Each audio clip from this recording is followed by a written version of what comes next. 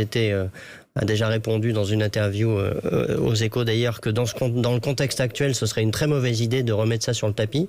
Pourquoi est-ce que vous voulez rallumer ce foyer de tension? Pardonnez-moi, deux choses. La décision du gouvernement a été de surseoir sine die à la réforme des retraites. Je m'en tiens à la position qui est celle du gouvernement. En revanche, le président du groupe Modem, Patrick Mignola, il dit une chose qui n'est pas fausse, c'est qu'il y avait dans le projet de loi des retraites un certain nombre de choses qui nous paraissaient être des avancées sociales. Le minimum de retraite, le fait de lutter contre les effets pervers des carrières hachées, en particulier ce que ça pouvait avoir comme effet sur les carrières des femmes. Est-ce que ces questions sont derrière nous? Non, elles sont toujours là. Nous avions prévu de revaloriser les retraites des agriculteurs. Est-ce que c'est une question qui est moins présente après qu'avant le coronavirus? La réponse est non. Donc au fond, il reste cette question.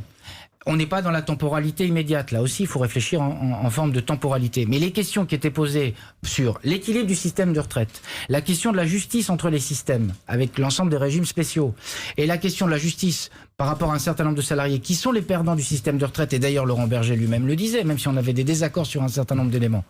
Il était plutôt favorable à la retraite par points, si je me souviens bien.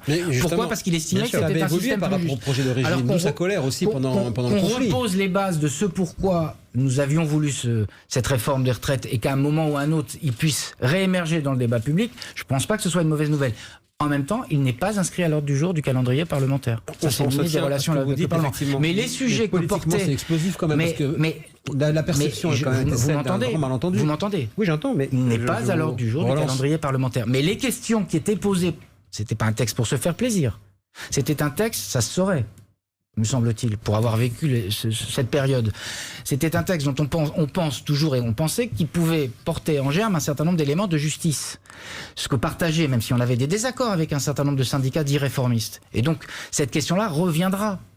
Cette nécessité qui a montré un grand malentendu avec les Français aussi. Oui, mais je ne dis pas que ça avait été facile. Je dis simplement que ce qui avait prévalu avant le coronavirus en termes de justice, reste sur la table. Et donc, il faudra bien qu'un jour ou l'autre, on le résolve. Patrick Mignola et d'autres ne disent pas autre chose.